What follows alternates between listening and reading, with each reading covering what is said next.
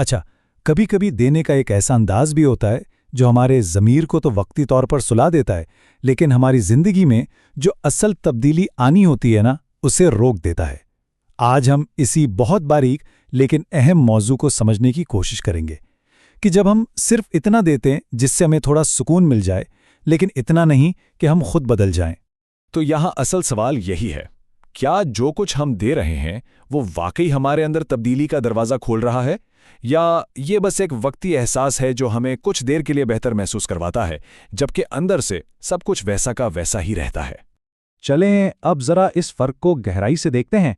एक तरफ वो देना है जो सिर्फ ज़मीर को खामोश करता है, और दूसरी तरफ वो जो सच्ची तब्दीली की दावत देता है। यहाँ स्क्रीन पर देखें तो दो बिल्कुल अलग रास्ते नजर आते हैं। एक है ज़मीर को सुकून देना, ये सोचना कि चलो कुछ तो किया, ये एक लम्हे की राहत है। लेकिन दूसरी तरफ है तब्दीली को दावत देना, जो सुपुर्दगी का अमल है। इसका मकसद वक्ती सुकून नहीं, बल्कि एक ऐसा फ़र्क लाना है जो हमेशा रहे।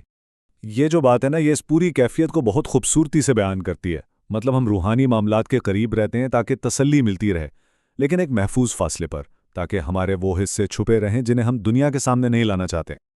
अच्छा, ये तो हुई अंदर की बात, लेकिन ये अंदरूनी कश्मकश हमारे अमली ज़िंदगी में, हमारे रोज़मर्रा के मामलात में कहाँ नज़र आती है? और वो जगह अक्सर हमारा अपना घर होता है, हमारे सबसे करीबी रिश्ते। बाहर की दुनिया में लोगों के सामने एक शख्स बहुत दीनदार, बहुत काबिल एहतराम और खिदमत करने वाला नजर आ सकता है। हर कोई यही समझता है कि ये कितना अच्छा और पाबंद इंसान है। लेकिन घर के अंदर अपनी निजी ज़िंदगी में वही शख्स शायद तनाव में रहता हो, बेसब्रा हो, या अपने शरीक हयात से जज्बाती तौर पर बहुत दूर हो। और यही वो तज़ाद है जो असल सच्चाई को ज़ाहिर करता है। तो असल सवाल तो ये बनता है ना, कि क्या हमारा ईमान सिर्फ इबादत तक महदूद है, या वो हमारे मिजाज, हमारे गुस्से और हमारे रवैयों तक भी पहुंचाए? क्योंकि हमारे करीबी रिश्ते ही हमारी रूहानी सुपुर्दगी का सबसे बड़ा इम्तिहान होते हैं। अब जरा और गहराई में चलते हैं। इस अधूरे देने के पीछे अक्सर एक छुपी हुई नियत होती है। जिसे हम कुर्बानी समझ रहे होते हैं, वो दरअसल एक तरह की लाशऊरी सौदेबाजी होती है। इसके लिए एक इस्तिलाह है अदायगी के तौर पर देना। इसका मतलब ये है कि हम खुदा को कुछ देकर ये सौदा करते हैं कि वो हमसे वो एक चीज़ ना मांगे जो हम देना नहीं चाहते। हम एक तरह से ना बदलने की कीमत अदा कर रहे होते हैं। और वो क्या चीज़ें हैं जिन्हें हम अक्सर रोके रखते हैं?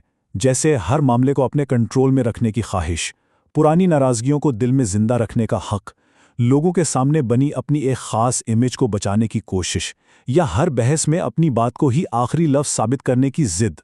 अक्सर जो हम रोकते हैं वो उससे कहीं ज़्यादा अहम होता है जो हम दे रहे होते हैं।